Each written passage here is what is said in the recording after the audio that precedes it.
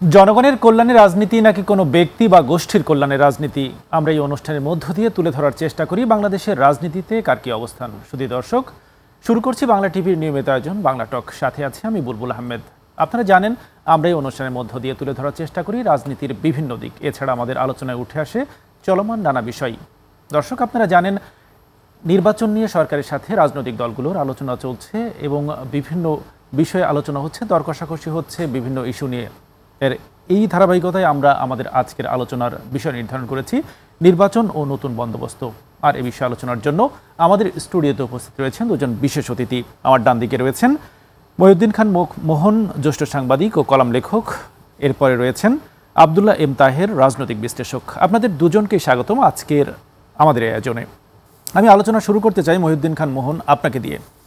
আপনি জানেন সাম্প্রতিক সময় কিন্তু ইরান এবং ইসরায়েলের মধ্যে কিন্তু একটি অস্থিরতা কাজ করছে এবং অস্থিরতা শুধু না, দুই দেশ কিন্তু ব্যাপক সংঘাতে জড়িয়ে পড়েছিল এবং আজকে সকালে কিন্তু মার্কিন প্রেসিডেন্ট ডোনাল্ড ট্রাম্প কিন্তু যুদ্ধে বন্ধের যে আহ্বান জানিয়েছেন, এতে সাড়াও দিয়েছেন দুই দল, যতটুকু শোনা যাচ্ছে। ঠিক এই সারা বিশ্বে যখন এই যুদ্ধ নিয়ে আলোচনা হচ্ছে, বা আমাদের বাংলাদেশেও কিন্তু বিভিন্ন দলের সাথে সরকার যে সংলাপ করছে নির্বাচন নিয়ে, তো এই যে নির্বাচন নিয়ে সংলাপ করছে, তো আমার প্রশ্ন যে বিএনপি, জামাত, এনসিপি ভিন্ন ভিন্ন মত তারা প্রকাশ করছে এই আলোচনায় এসে, তাহলে ঐক্যটা কোথায়? আপনি কি মনে করছেন? ধন্যবাদ। ঐক্য তো খুঁজে পাওয়া যাচ্ছে না। সবাই বলছে যে জাতীয় ঐক্যমত্য দরকার, জাতীয় ঐক্যমত্য দরকার, জাতীয় ঐক্যমত্য দরকার। এই প্রশ্নে কিন্তু মতানৈক্য নাই কারো। কিন্তু ঐকমত্য যখন আপনি স্থাপন করতে যাবেন, তখনই নানা রকম প্রশ্ন উঠে আসছে, ফ্যাসাদও বাড়ছে। একটি নির্বাচন প্রয়োজন, অতি প্রয়োজন, কারণ একটা নির্বাচনের জন্যই এদেশের মানুষ অধীর আগ্রহে প্রায় ১.৫ যুগ অপেক্ষা করছিল একটা সুষ্ঠু, অবাধ এবং গ্রহণযোগ্য নির্বাচনের জন্য, যেটা আওয়ামী লীগ সরকার দেয় নাই। এবার এটা না দেওয়ায় তারা সেই খেসারত দিয়েছে, এমনভাবে তাদের পতন হয়েছে যে সহসাই তাদের ফিরে আসা বহুত কঠিন। এখন একটা নির্বাচন প্রয়োজন, জনগণের সরকার ক্ষমাতে দিতে হবে, এ বিষয়ে তো কোনো দ্বিমত নাই। কিন্তু কিভাবে দিবে সেটা নিয়ে নানা ধরনের কথাবার্তা আমরা শুনছি। আমি এর আগে বলেছি, এখনও বলছি যে শেখ হাসিনা বা আওয়ামী লীগের পতনের পরে একটি সহজ পন্থায় গ্রহণযোগ্য একটা নির্বাচন অনুষ্ঠিত করার সুযোগ ছিল, কিন্তু অন্তর্বর্তীকালীন সরকারের কয়েকটি পদক্ষেপ সেটাকে আর সহজ পথে রাখে নাই, জটিল করে ফেলেছে। একদম রাষ্ট্র সংস্কার করতে গিয়ে তারা এমন কিছু বিষয়ের অবতারণা করেছে যেগুলো সময় সাপেক্ষ ব্যাপার এবং দ্রুত নির্বাচনের পথে সেগুলো অন্তরায়। সেই ডিটেলসে আমি যেতে চাই না, এ নিয়ে অনেক আলোচনা হয়েছে। পাশাপাশি সদ্য ভূমিষ্ঠ একটি দল, নবজাতক রাজনৈতিক দল যে বাগড়া দিচ্ছে, বায়না করছে, এটা একটা আশু নির্বাচনের পথে মারাত্মক অন্তরায়। তারা নতুন বন্দোবস্তের কথা বলছে, কিন্তু বন্দোবস্তটা কি এটা কিন্তু আমরা বুঝতে পারছি না। তাদের যে কথাবার্তা শোনা যায় এবং এই গভর্নমেন্ট, অন্তর্বর্তীকালীন সরকার তাদের দ্বারা যে প্রভাবিত, এটাও তো পরিষ্কার। ওরা যেটা চায় সেটা কিন্তু করে এই সরকার, এটা করে, এবং এটা করতে গিয়ে নির্বাচন পিছিয়ে যাচ্ছে, মানুষের মধ্যে হতাশার সৃষ্টি হচ্ছে, এবং কবে নির্বাচন অনুষ্ঠিত হবে এটা নিয়ে কিন্তু অনেকেরই সংশয় আছে। যদিও অতি সম্প্রতি লন্ডনে বিএনপিরা তো দাবি করছে যে ফেব্রুয়ারিতে নির্বাচন হচ্ছে। দাবি না, তারা আশা করছে। আশা করতে তো দোষ নাই। তারা আরো বেশি আশান্বিত হয়েছে মোটামুটি যে লন্ডনে তাদের ভারপ্রাপ্ত চেয়ারম্যান তারেক রহমানের সাথে ডক্টর ইউনূসের বৈঠকের পরে যে ওখানে একটা সমঝোতা হয়েছে যে ফেব্রুয়ারির মধ্যে, ফার্স্ট হাফে যে নির্বাচনটা হয়ে যাবে, একমত হয়েছে। সেই জন্য বিএনপি আশাবাদী এবং তারা এখন আর ওই ইউনূস সরকারের বিরুদ্ধে তেমনভাবে কিছু বলে না। এবং আমি একটু যেতে চাই যে বিএনপির স্থায়ী কমিটির সদস্য কিন্তু আমির খসরু মাহমুদ কিন্তু বলেছেন যে ফেব্রুয়ারিতে নির্বাচন হচ্ছে, এই অনুযায়ী কিন্তু সবাই ঐক্যবদ্ধ হচ্ছে। আসলে আপনি কি মনে করছেন, ফেব্রুয়ারি থেকে নির্বাচন হবে, সেই পরিস্থিতি কি সৃষ্টি হয়েছে? আমি এখনো সংশয়ে আছি। আমি সংশয়ে আছি কেন? কারণ যেটা বলে সরকারের পক্ষ থেকে, এনসিপির পক্ষ থেকে এবং জামায়াতের পক্ষে, জামাত এবং এনসিপিতেই সরকারকে চালায় পরিষ্কার, যে সংস্কারের প্রশ্নে ঐক্যমত্য না হওয়া পর্যন্ত, দৃশ্যমান বিচার না হওয়া পর্যন্ত নির্বাচন করতে দেওয়া হবে না বা করবে না তারা। তো এই সরকার যে উপেক্ষা করে ফেব্রুয়ারিতে নির্বাচনের ব্যাপারে কতটুকু ডিটারমাইন্ড থাকতে পারবে, এটাই আমার ঘোরতর সন্দেহ আছে। হয়তো বাংলাদেশে তো আর রাজনৈতিক সিদ্ধান্ত পরিবর্তনের জন্য ওসিলার অভাব হয় না, তখন একটা ওসিলা তৈরি করে হয়তো নির্বাচন পিছিয়ে দেবে। কিন্তু পিছিয়ে দিলে তখন একটা যেই ঝামেলাটা তৈরি হবে, সেই ঝামেলা সামাল দেওয়া কিন্তু কঠিন হবে। এই জন্য আমি আগামী কয়েকটা মাস বাংলাদেশের রাজনৈতিক যে পরিবেশ পরিস্থিতি খুব একটা ধোঁয়াশার অবস্থার মধ্যে আমি দেখতেছি। এখন কনফার্ম হয়ে বলতে পারবে না কেউ যে ফেব্রুয়ারিতেই নির্বাচনটা হচ্ছে, সম্ভব না। কারণ সরকার এখন নির্বাচনের ব্যাপারে একটু চুপচাপ, কিন্তু এনসিপি জামাত কিন্তু তারা বলেই যাচ্ছে যে তাদের সরকারের সাথে কিন্তু রাজনৈতিক দলগুলো কিন্তু আলোচনা চালিয়ে যাচ্ছে এখন পর্যন্ত। কোনো দলই ঐক্যমত্য থাকবে। আপনার এই যে কি জাতীয় ঐকমত্য কমিশন, আপনার কমিশনে বৈঠক হয়ে গেল, দ্বিতীয় পর্যায়ে হয়ে গেছে, তৃতীয় পর্যায়ে হয়তো শুরু হবে পরে। একটা বিষয়ে ঐক্যমত্য হয়েছে আপনি আপনারা দেখান। এবং এমন একটা দুর্ভাগা দেশ আমাদের যে ঐকমত্য, জাতীয় ঐক্যমত্য প্রতিষ্ঠার জন্য কমিশন গঠন করতে হয়, যেটা আসলে রাষ্ট্রের প্রয়োজনে, জাতির প্রয়োজনে এবং জনগণের প্রয়োজনে অটোমেটিক জাতীয় ঐক্যমত্য হওয়া উচিত একটা বিষয়ে। সেটার জন্য আলাদা কমিশন করতে হয়। আমি আপনার কাছে আসবো, আমি একটু যেতে চাই আব্দুল্লাহ এম তাহির ভাই, আপনার কাছে যেতে চাই। আপনি জানেন যে ঐক্যমত্য কমিশনের সাথে রাজনৈতিক দলগুলোর কিন্তু আলোচনা চলছে, এবং আজকে কিন্তু বিএনপির একজন সদস্য সালাউদ্দিন আহমেদ কিন্তু বলেছেন যে সরকারি টাকায় ঐক্যমত্য কমিশনের সাথে আলোচনা হচ্ছে, কিন্তু আলোচনা হচ্ছে ঠিকই, কিন্তু আলোচনায় কোনো ঐক্য নেই, কোনো মানে ফলাফল আসছে না। আপনি কি বলবেন? ধন্যবাদ বাংলা টিভির সকল দর্শক এবং আমার সাথে আমার বিজ্ঞ আলোচক শ্রদ্ধেয় মোহন ভাই সহ সবাইকে শুভেচ্ছা। দেখুন, যে ঐক্যমত্য কমিশনের ঐক্য হচ্ছে না এটা সত্য, কিন্তু একটা বিষয় যে গণতন্ত্রের সৌন্দর্য কিন্তু এটাই যে এই যে ডিসকাশন হবে, সেখানে কেউ এগ্রি করবে, ডিসএগ্রি করবে, অ্যাটলিস্ট যে এগ্রি টু ডিসএগ্রি এই যে কথাটা আছে, হ্যাঁ, যে আমরা ডিসএগ্রি করার জন্য যে মানে এগ্রি হচ্ছে, সবাই আলোচনা হচ্ছে, দিস ইজ গুড। এবং আমাদের দেশে আসলে এটা সত্যি মোহন ভাই বললেন যে একটা দুর্ভাগ্য যে আমরা কেন যেন রাজনৈতিক দলগুলো কখনোই নিজের দলীয় স্বার্থের বাইরে যে দেশের বৃহত্তর স্বার্থে, জনগণের বৃহত্তর স্বার্থে, যদিও মুখে তারা জনগণের কথাই বলে, কিন্তু আমরা ছাড় দিতে রাজি না। যদিও তারা বলে যে ব্যক্তির চেয়ে দল বড়, দলের চেয়ে দেশ বড়, বাস্তবে ঘটনাটা উল্টো, যে দেশের চেয়ে দল বড়, দলের চেয়ে ব্যক্তি বড়। এখন আমাদের এই যে সমস্যাটা রয়ে গেছে, যে কয়েকটা বিষয় আমরা, মোহন ভাই নিশ্চয়ই হয়তো বলেছেন, যদিও কোনো কিছু তো ঐক্য হয়নি, বাট অনেকগুলো বিষয় কিন্তু সবগুলো দল মোটামুটি হয়েছে, বাট মেজর কয়েকটা ইস্যুতে হয়নি। স্পেশালি প্রধানমন্ত্রীর সময়সীমা নিয়ে, যে 10 বছরের বেশি, 2বারের বেশি কেউ প্রধানমন্ত্রী হতে পারবে না, সেখানে বড় দল বিএনপি সহ আরও 2টা দলের, সেখানে 3টা দল মাত্র মত দিয়েছে না এটা ঠিক আছে। তো এইটা এরকম মেজর কিছু ইস্যু, কারণ আমরা কিন্তু এই যে স্বৈরতন্ত্র বলি বা ফেসিবাদ বলি কেন তৈরি হয়েছে, কারণ প্রতিষ্ঠানগুলোকে আমরা ঠিকমতো ফাংশন করতে পারিনি। প্রধানমন্ত্রীর হাতে পৃথিবীর সবচেয়ে শক্তিশালী ক্ষমতাধর প্রধানমন্ত্রী হচ্ছে বাংলাদেশের, সে একাধারে সংসদের প্রধান, দলের প্রধান, আবার সরকারের প্রধান, সো সব পাওয়ার তো তার হাতে। তো এই জায়গাতে আমরা যদি ভবিষ্যতের কথা চিন্তা করি, আমাদের একটু সময় লাগলো, এই সমাধানগুলো কিন্তু যদি করে না দিয়ে আরেকটা নির্বাচন হয়, আবার যেই বিএনপি যদি বা যেই ক্ষমতায় আসুক তারা যদি একই প্র্যাকটিস করে, তাহলে পরিবর্তনটা কোথায় হলো? বারবার কি আমরা এইভাবে অভ্যুত্থান করব, রক্ত দিব? তো আমার মোহন ভাই বলছিলেন যে সরকারের দায়িত্ব ছিল যে আসলে নির্বাচনটা দিয়ে দেওয়া। আমি বিনয়ের সাথে একটু দ্বিমত করব যে নির্বাচন তো আমরা দিতেই পারি, দেওয়া যেত, কিন্তু বারবার এই সমস্যাগুলোকে সমাধান না করে, যে প্রতিষ্ঠানগুলোকে ধ্বংস করে দিয়ে গেছে, 54 বছরে ধ্বংস হয়ে গেছে, ন্যূনতম আমরা একটু চেষ্টা করে তো দেখি, মানে হোক বা না হোক সেটা পরে কথা। এখন 1.5 বছর চেষ্টা করেছি, হয়নি, তাও অ্যাটলিস্ট বলতে পারবো। এই যে 9 মাসে পরিবর্তনের কি দেখলেন? হ্যাঁ, পরিবর্তনের আমি মনে করি অনেক কিছু হয়নি, বাট এই যে কমিশনগুলো হয়েছে, একটা রিপোর্ট জেনারেট হয়েছে বাংলাদেশের মতো একটা জায়গায় যেখানে এত ডিসএগ্রিমেন্ট, সেখানে যে কমিশনগুলো তৈরি হয়েছে, অনেকগুলো রিপোর্ট জেনারেট করেছে। যে কোনো রিসার্চে একটু সময় লাগে। হ্যাঁ, এটা হুট করেই মানে এক্সিকিউটিভ পাওয়ারের মতো না যে বলল আর হয়ে গেল। এটা আমি মনে করি 9 মাসে আরও বেশি করা যেত।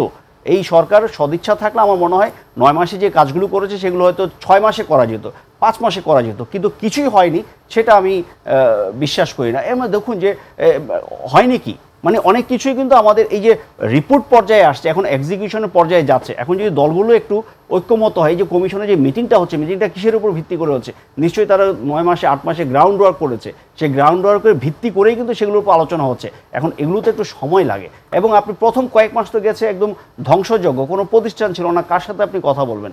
একটা সিস্টেম আনতে তো সময় লাগে। সো 9 মাস এক অর্থে, যেখানে আমরা 54 বছর ফেসিবাদের শাসন ব্যবস্থায় কাটিয়েছি, 16 বছর কাটিয়েছি, সেখানে 9 মাস খুব কি বেশি সময় আমরা কাটিয়েছি? তো এক অর্থে কিন্তু বেশি না। কিন্তু আমরা কেন যেন খুব অস্থির হয়ে পড়েছি যে হ্যাঁ, এই সরকারের অবশ্যই দুর্বলতা আছে। আমি যেটা আবারও বলছি, 9 মাসের কাজগুলো সরকার চাইলে আরও দ্রুততম সময় করতে পারতো, এবং করাটাই ভালো ছিল। তাহলে জনমনে অনেক প্রশ্নগুলো আসতো না। এই যে এখন যে কোনো পদক্ষেপ নিতে গেলে বাধা আসে, কারণ যখন গরম গরম ছিল, সবাই ভীত অবস্থায় ছিল। প্রশাসনিক সংস্কারগুলো, এই সচিবরা এখন আন্দোলন করছেন, যেই সংস্কারের কথা আপনি বলতে যান তারাই আন্দোলন করে, আন্দোলন করে। তো এই কাজগুলো যদি আরো আগে করতো, আমার মনে হয় তখন এতটা আন্দোলন হতো না। কিন্তু আরেকটা বিষয় হচ্ছে কি, যে হুট করে কোনো কিছু তো করাও যায় না। এখন দেখেন যে আপনি পরিবর্তনটা কিভাবে করবেন। যেটা ভালো, যে কোনো ভালো পরিবর্তনই করেন, কেউ না কিন্তু সাফার করবে, কাউকে একটু ডিসঅ্যাডভান্টেজ সিচুয়েশনে পড়তে হবে। কিন্তু যেই একটু ডিসঅ্যাডভান্টেজ সিচুয়েশনে পড়ে, সেই বাধা দেয়। তাহলে এখানে যদি রাজনৈতিক শক্তি দরকার, রাজনৈতিক দলগুলো যদি ঐক্যবদ্ধ না হয়, বড় রাজনৈতিক দলগুলো, তাহলে বাংলাদেশে কোনো সংস্কারই আসলে কার্যকর হবে না। তো এখন 9 মাসে এই যে রাজনৈতিক দলগুলোকে একসাথে বসাতে পেরেছে, দলগুলো আলোচনা করছে, এগ্রি করছে, ডিসএগ্রি করছে, এটাও কিন্তু একটি গণতান্ত্রিক প্র্যাকটিস। তো এইটাই। সো সরকার 9 মাসে কিছু করেনি, সেটা একদম ঠিক না। এখন ধরুন যে এই নির্বাচনের প্রসঙ্গটা যেটাতে আসছে, আমি আগেও বলেছি যে সরকারের সাথে বিএনপির ব্যবধানটা ছিল মাত্র 6 মাস। বিএনপি খুব করে বলছিল যে ডিসেম্বরের মধ্যে নির্বাচন চাই, কই এখন তো ঠিকই তারা ছাড় দিল, এখন তো ফেব্রুয়ারিতে নির্বাচন তারা রাজি হয়েছে। কিন্তু কিছুক্ষণ আগেও কিন্তু বলছিল, কিছুদিন আগেও এই লন্ডন মিটিংয়ের আগে, না ডিসেম্বরে যেভাবে হোক নির্বাচন হতে হবে। তো আমি বোধ করি নির্বাচন হবে, কিন্তু মোহন ভাইয়ের সাথে আমিও একমত যে এই বিষয়টা চ্যালেঞ্জ। আমার কাছেও মনে হয় যে গত 9 মাসে বিএনপি নিজেদের অন্তর্দ্বন্দ্বে প্রায় 120 জনের মতো খুন হয়েছে। নির্বাচন এখনও হয়নি, শুরু হয়নি, এখনই এই অবস্থা। যখন নির্বাচন তারিখ ঘোষণা হবে, প্রতিটা আসনে একাধিক প্রার্থী থাকবে, বিএনপির 4 জন 5 জন করে প্রার্থী থাকবে। তো তাদেরকে আসলে কতটুকু কন্ট্রোল করতে পারবে, এটা একটা বড় প্রশ্ন। তো নির্বাচন সরকার চাইলেও ফেব্রুয়ারিতে দিতে পারবে কিনা, একটা বড় চ্যালেঞ্জ হবে। এখন তাহলে প্রশ্ন হলো, তাহলে কি নির্বাচন দেওয়া যাবে না বা দিতে পারবে না? তো এখানে এই মুহূর্তে সবার আগে আসলে আইন শৃঙ্খলার প্রতি সরকারের জোর দেওয়া উচিত। নির্বাচন যদি সত্যিকার অর্থে করতে চায়, তাহলে আইন শৃঙ্খলার প্রতি এখনই শক্ত হাতে দমন করতে হবে। আনফর্চুনেটলি ম্যাজিস্ট্রেসি পাওয়ার ক্ষমতা থাকা সত্ত্বেও, সেনাবাহিনী মাঠে থাকা সত্ত্বেও, বাংলাদেশের ইতিহাসে এইবারের মতো এতটা দুর্বল আইন শৃঙ্খলা কখনো হয়নি। যে আর্মি নেমেছে বাট আইন শৃঙ্খলা শক্ত হয়নি, এই ঘটনা কিন্তু আগে ঘটেনি, কিন্তু এবার ঘটেছে। যে মাঠে থাকা সত্ত্বেও কিন্তু জনমনে স্বস্তি নেই। আমরা দেখছি যে অনেক জায়গায় আইন শৃঙ্খলার অবনতি হয়েছে। তো এখন সরকারকে স্ট্রংলি, সেটা বিভিন্ন আইন প্রয়োগকারী সংস্থার সাথে বসে, প্রতিরক্ষা বাহিনীর সাথে বসে আইন শৃঙ্খলাটা কিভাবে শক্ত করা যায় সেটা কাজ করতে হবে। সেটা যদি করা না যায়, তাহলে ফেব্রুয়ারি না, আগামী জুনেও আপনি নির্বাচন দিতে পারবেন না। কারণ দিলে রক্তারক্তি হয়ে যাবে, দেশে আপনি কন্ট্রোল করতে পারবেন না। 300 আসনের হাজার হাজার বুথ থাকবে, এটা সম্ভব হবে না। আপনি যে কথাগুলো বলছেন, আসলে বিএনপি কি সেই কথাগুলো বুঝতে চেষ্টা করছে না বুঝছে না? আমার যেটা হয় কি, যে যেটা মনে হয়, যেটা বলছিলাম, যে বিএনপি প্রায় 16 বছর ধরে ক্ষমতার বাইরে, তারা অনেকগুলো নির্বাচন মিস করেছে, তাদের নেতাকর্মীরা অস্থির হয়ে আছে, এবং তারা নিশ্চিত করে জানে যে নির্বাচন যে কোনোভাবেই হোক তারা ক্ষমতায় যাবে। এখন নির্বাচন হওয়ার পর কতগুলো রক্তের বন্যার উপর দিয়ে তারা ক্ষমতায় যাচ্ছে, এইটা দল হিসাবে আমি বলছিলাম, দেশের চেয়ে দল বড়, দলের চেয়ে ব্যক্তি বড়। তো তো সেভাবে তারাও চিন্তা করছে। আমি আগেও বলেছি, দেখুন বিএনপি মানে এই সরকারকে যদি শুরু থেকেই সমর্থন দিয়ে সবগুলো রাজনৈতিক দল একটা জাতীয় সরকারের আদলে কিছু করা যেত, যে অ্যাটলিস্ট কয়েকটা বছর আমরা জাতীয় সরকারের অধীনে রাষ্ট্রটা মেরামত করার পর যদি আমরা নির্বাচনের দিকে যেতাম, আইন শৃঙ্খলা সব কিছু উন্নয়নের পর যদি আমরা নির্বাচনে যেতাম এবং অর্থনৈতিক কিছুটা সংস্কার তখন হতো, বিএনপি যদি তখন ক্ষমতায় আসতো, তাদের রাষ্ট্র পরিচালনা অনেকটা সহজ হয়ে যেত। এখন এক হলো প্রশ্নবিদ্ধ নির্বাচন হবে, কঠিন একটা নির্বাচন হবে, তারপরে তারা এই ভঙ্গুর অর্থনীতিকে কতটুকু পুনরুদ্ধার করতে পারবে বিএনপি নেতৃত্ব, সে বিষয়ে আমার সন্দেহ আছে। এবং এই জায়গাতেই মনে করি যে একটা জাতীয় সরকার হলে দেশের জন্য, এটা আমার ব্যক্তিগত অপিনিয়ন, দেশের জন্য ভালো হতো। জি, আমি একটু যেতে চাই মোহন ভাই আপনার কাছে। তাহের ভাই কিন্তু একটু আগেই কিন্তু বলেছিলেন যে নির্বাচন সামনে রেখে আইন শৃঙ্খলা পরিস্থিতি উন্নতি করতে হবে, প্রশাসনকে আরও কঠোর অবস্থানে যেতে হবে। ঠিক এই মুহূর্তে কিন্তু আজ আপনি জানেন যে সচিবালয়ে আইন শৃঙ্খলা বাহিনীর সাথে বৈঠক করেছেন স্বরাষ্ট্র উপদেষ্টা, এবং সেখানে স্বরাষ্ট্র উপদেষ্টা বলেছেন যে নির্বাচন যখনই হোক না কেন আইন শৃঙ্খলা বাহিনী প্রস্তুত রয়েছে। তো এই অবস্থায় আপনি কি মনে করেন যে এই আগামী ফেব্রুয়ারিতে নির্বাচন হলে আইন শৃঙ্খলা পরিস্থিতি কতটা স্বাভাবিক হবে বলে আপনি মনে করছেন?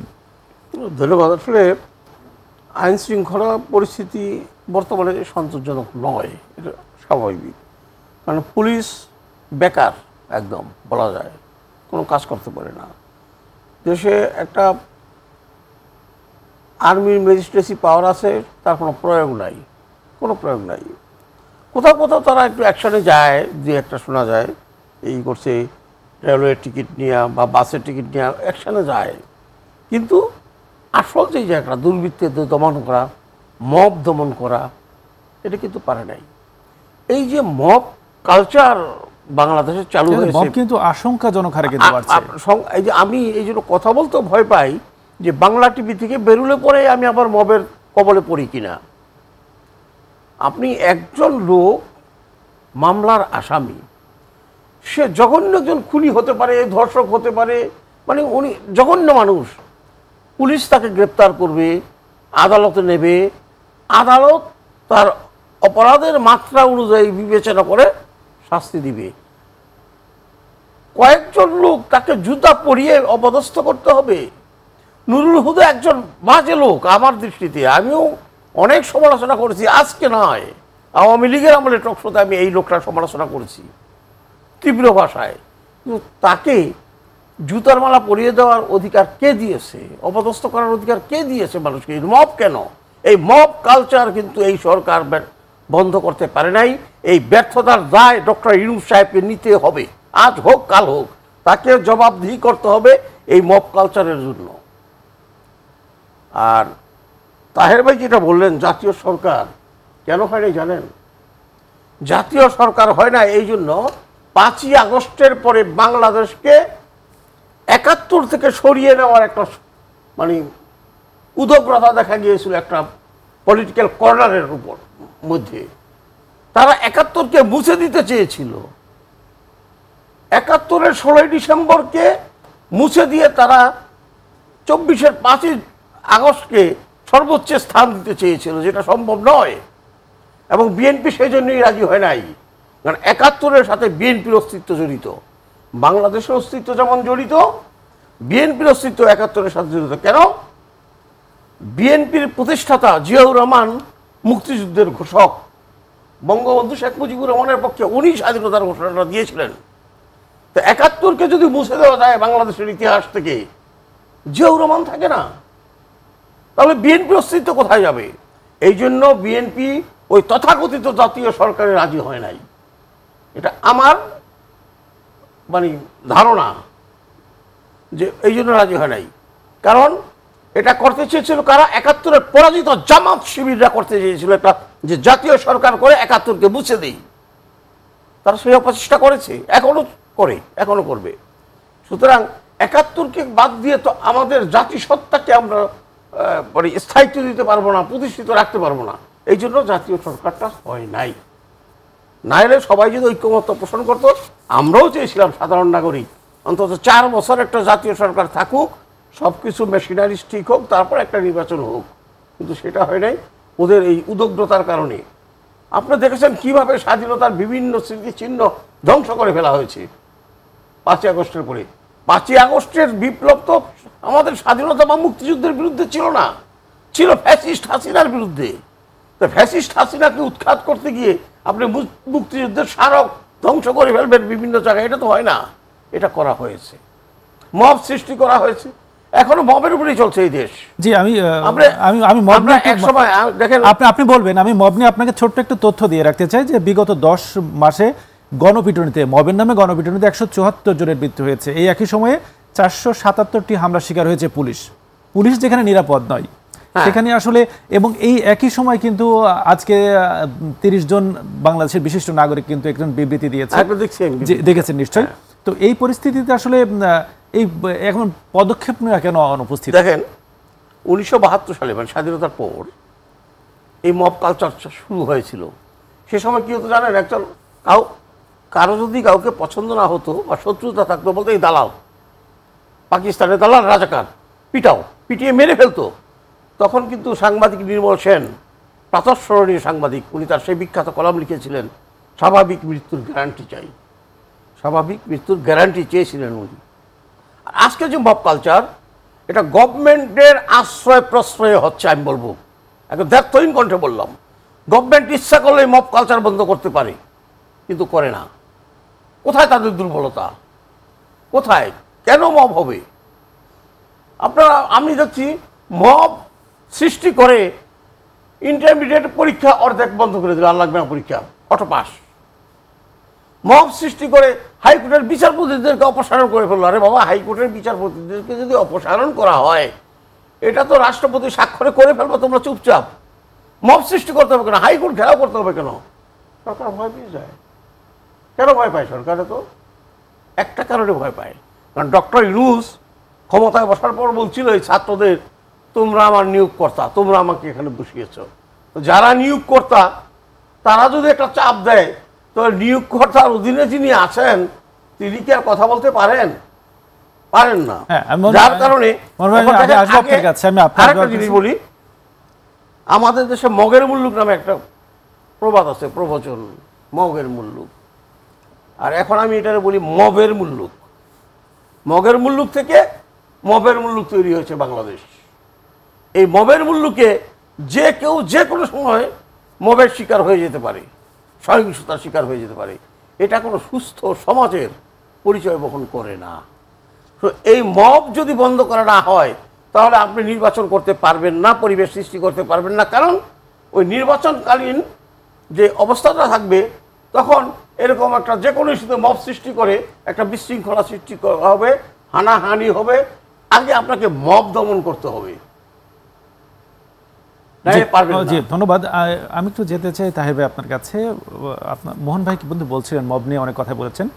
যখন নতুন বাংলাদেশ নিয়ে ভিন্ন বন্দোবস্তের কথা বলা হচ্ছে, ঠিক সেই সময় মব কিন্তু মাথা ছাড়া দিয়ে উঠেছে এবং এটা আশঙ্কাজনক হারে বাড়ছে। কি বলবেন? দেখুন, এটার একটা সামাজিক কারণ আছে। হ্যাঁ, যে পৃথিবীর সব, মোহন ভাই অলরেডি বাংলাদেশের কথাটাই বলেছেন, মুক্তিযুদ্ধের পরে এবং পৃথিবীর যত বিপ্লবের দিকে আপনি তাকান না কেন, প্রতিটা বিপ্লবের পরেই এই মব, এই সিচুয়েশনটা থাকে। কারণ হচ্ছে কি, তখন আইন শৃঙ্খলা পরিস্থিতি দুর্বল থাকে, আইন শৃঙ্খলার দায়িত্বে যারা থাকে তারাও পুরোটা স্থিতিশীল থাকে না। যেমন আমাদের পুলিশের অবস্থায় যদি ধরেন, তাদের মনোবল একদম ভঙ্গুর ছিল, এখনও পুরোপুরি ফিরে আসেনি।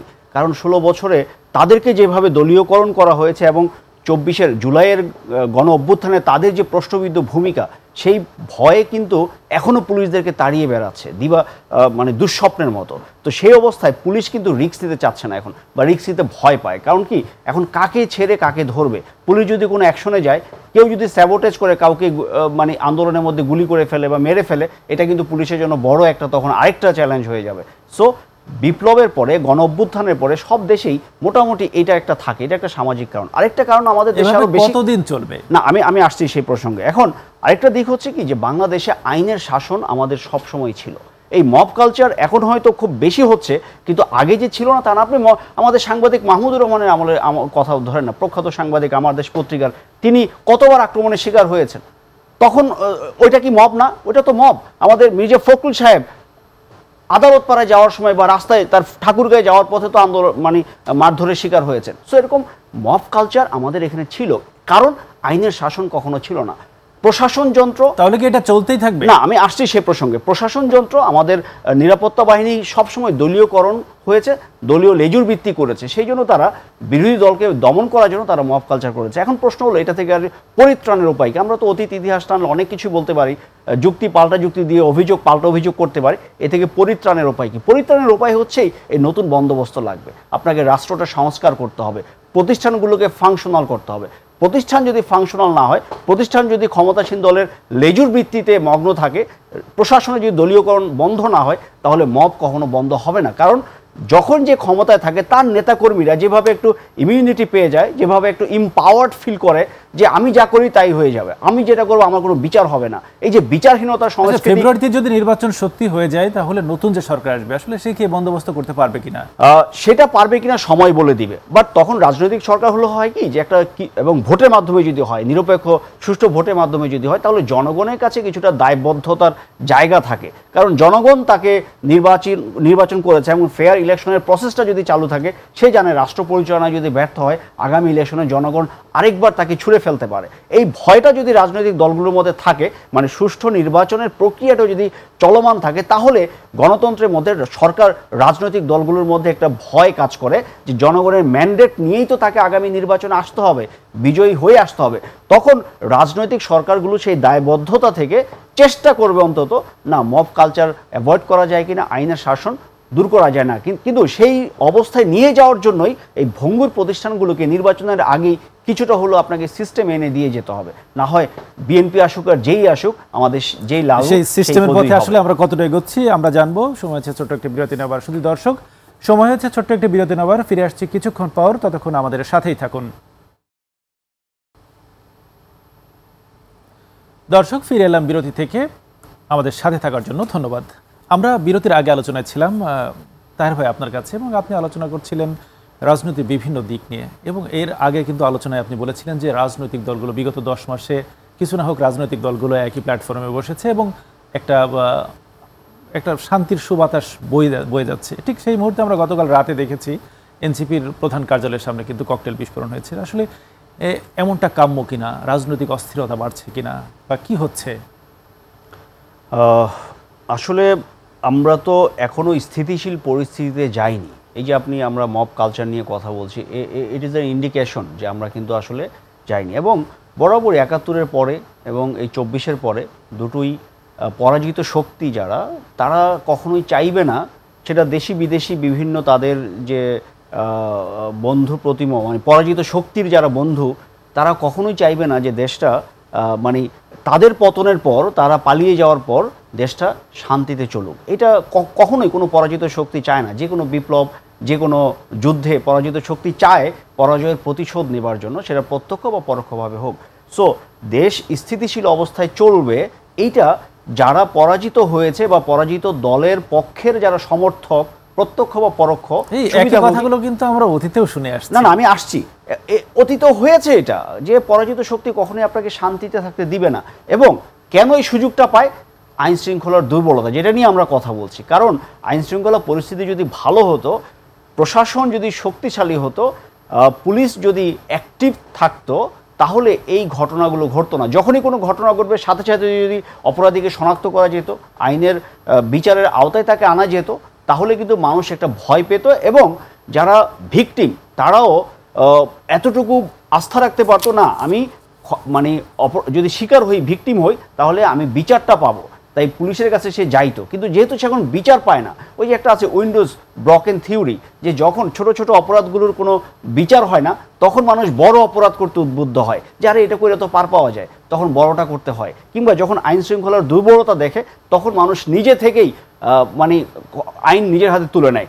ক্ষমতাসীন দলগুলো যখন বাংলাদেশে ক্ষমতায় ছিল, তখন তাদের রাজনৈতিক কর্মীরা যেভাবে পাড়া মহল্লায় ক্ষমতা প্রদর্শন করেছে, তখন সাধারণ মানুষ কিন্তু মুখ বুজে সেটা সহ্য করেছে।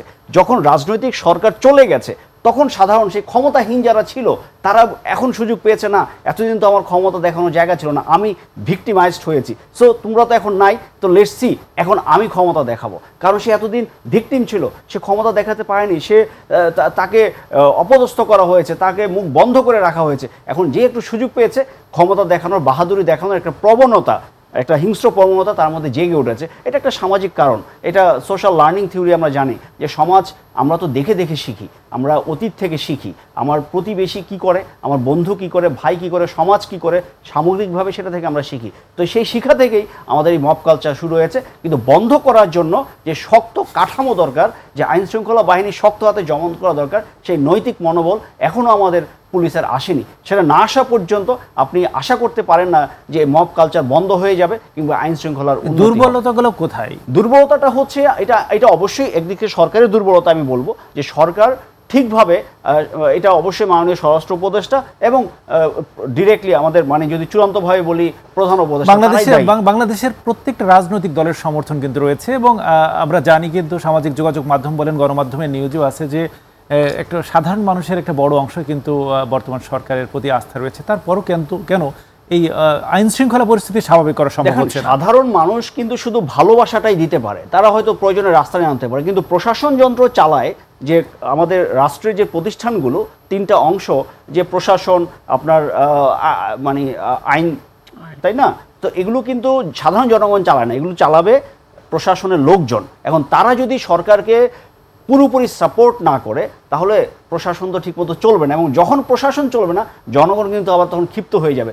জনগণ এককালে যাকে ভালোবেসেছিল সে যখন সার্ভিস দিতে পারবে না, সাপোর্ট দিতে পারবে না, তখন জনগণ কিন্তু তার উপরেই ক্ষিপ্ত হবে। তো আমাদের বর্তমান সরকারের শুধু জনগণের ভালোবাসাটাই ছিল। আমি আগেও একটা বলেছিলাম যে মাঠে আছে বিএনপি, প্রশাসনে আছে আওয়ামী লীগ। কারণ প্রশাসন এখনও মানে দলীয় মুক্ত করা যায়নি। আপনি কিভাবে করবেন? A to Z তো তাদের লোক, সো এগুলো সরাতে তো সময় লাগে। কিন্তু মোহন ভাই তো বলেছেন যে জামাত আর এনসিপি আছে এই সরকারের পিছনে। জামাত এনসিপির তো ওই প্রশাসনের লোক, এত লোক কোথায় আসবে? এনসিপির তো লোকই থাকার কথা না। যেটা আছে সরকারের প্রতি তাদের নীতি প্রণয়নে তাদের প্রভাব আছে, সেটা আপনি বলতে পারেন যে এনসিপির বা জামাতের, এখন অবশ্য বিএনপির প্রভাব তাদের চেয়েও বেশি।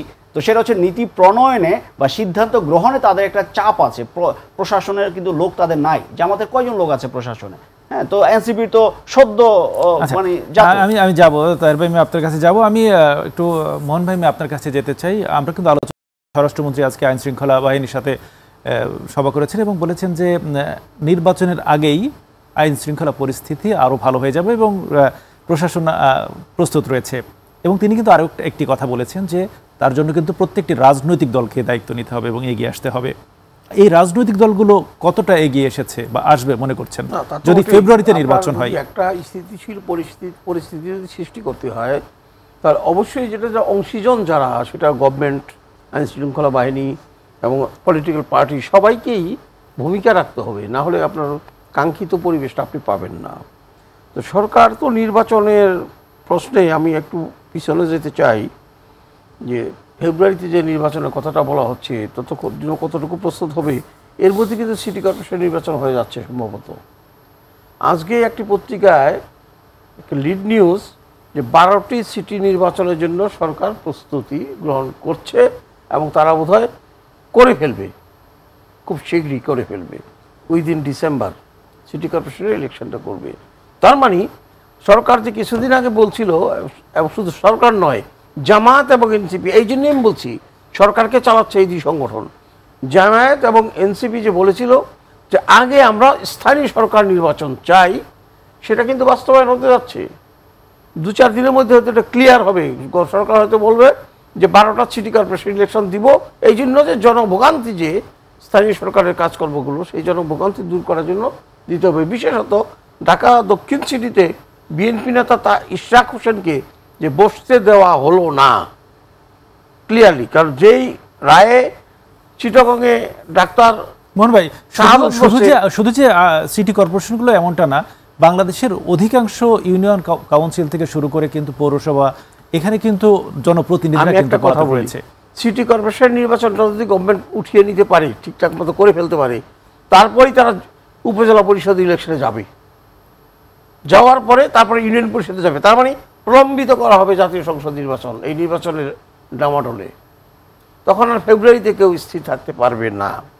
সুতরাং আমি এখনও আশাবাদী না যে ফেব্রুয়ারিতে নির্বাচনটা হচ্ছে। এটা আমি আবার ব্যাখ্যা দিলাম আমার মন্তব্যের। আপনি যে প্রশ্ন করছিলেন, কি প্রশ্নটা ছিল যে পারবে কি না আইন শৃঙ্খলা, সেটা দেখা যাবে। স্বরাষ্ট্রমন্ত্রী মহোদয় আমার এলাকার লোক, ভদ্রলোক মানুষ, ওনার ঐকান্তিক চেষ্টা আছে দেশটাকে একটা সুশৃঙ্খল অবস্থার মধ্যে আনার জন্য।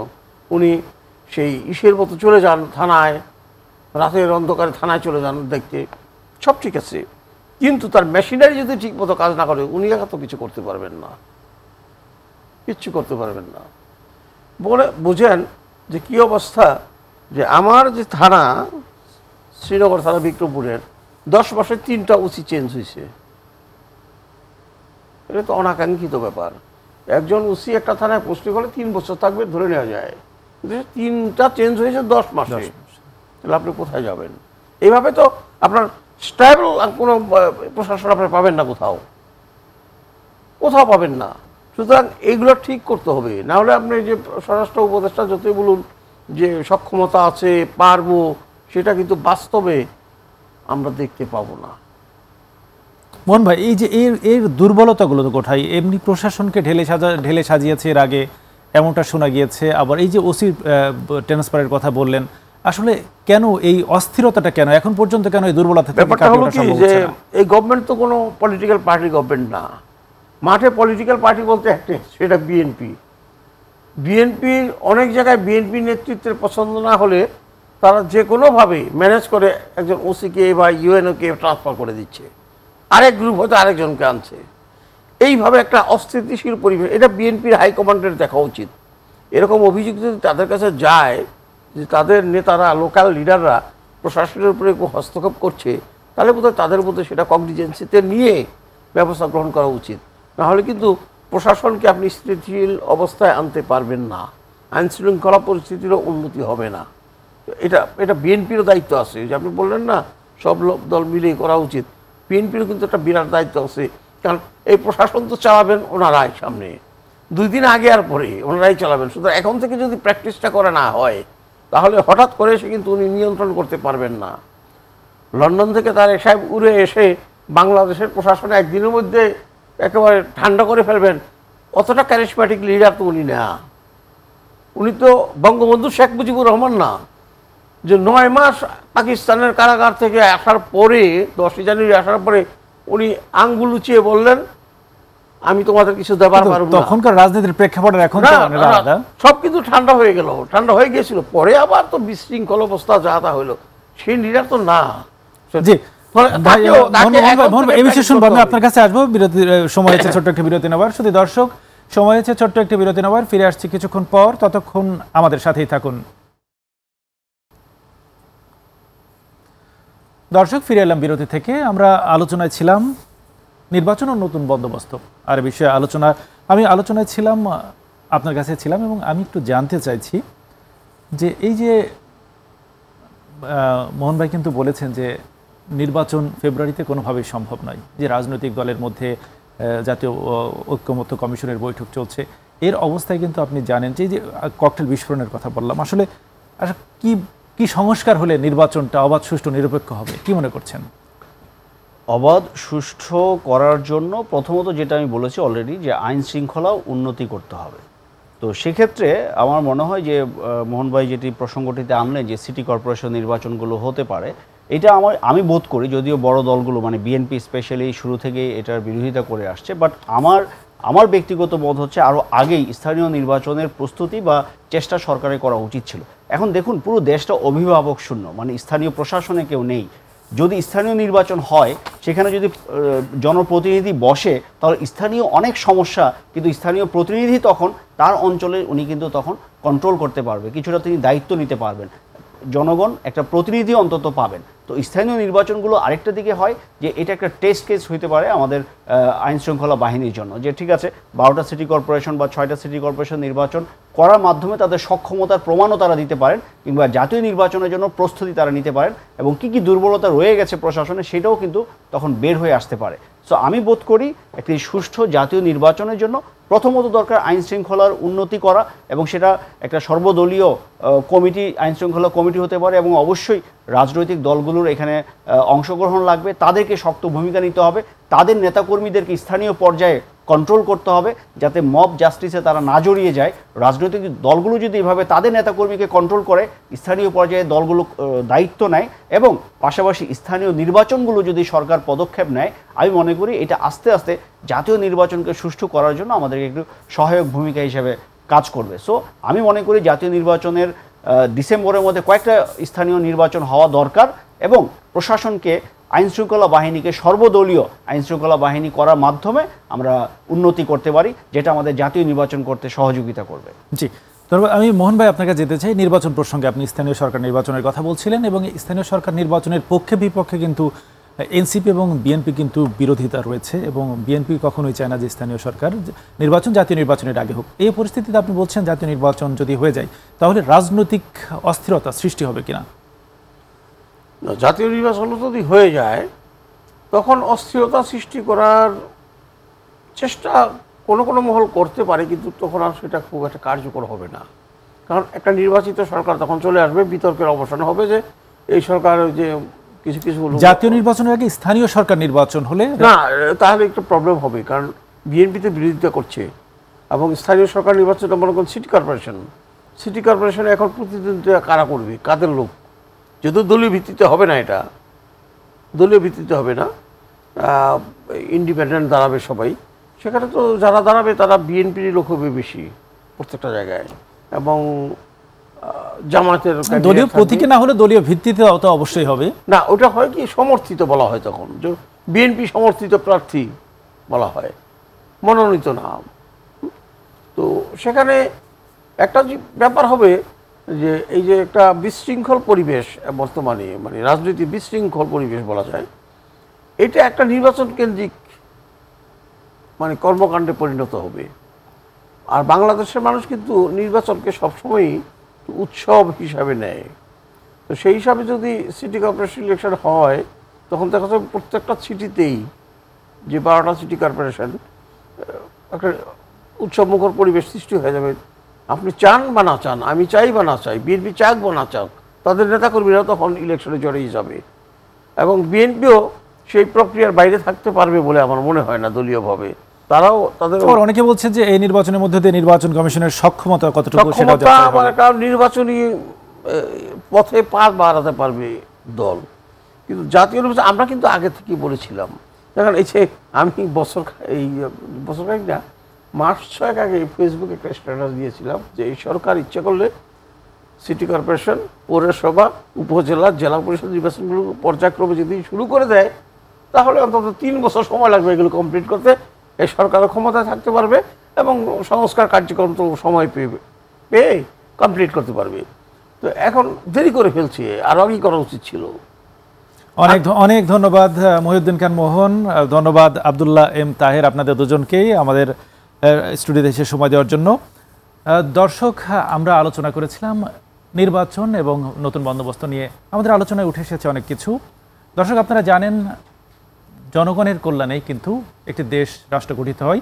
সেই জনগণের কল্যাণে এগিয়ে আসবে সমস্ত রাজনৈতিক দল এবং একটি অবাধ, সুষ্ঠু ও নিরপেক্ষ নির্বাচন দিয়ে জনগণের প্রতিনিধির কাছে বর্তমান সরকার ক্ষমতা হস্তান্তর করবে, এমনটাই প্রত্যাশা রেখে আজকের বাংলা টক শেষ করছি। আগামী পর্ব দেখার আমন্ত্রণ জানিয়ে সে পর্যন্ত ভালো থাকবেন, সুস্থ থাকবেন, সুন্দর থাকবেন এবং বাংলা টিভির সাথেই থাকবেন।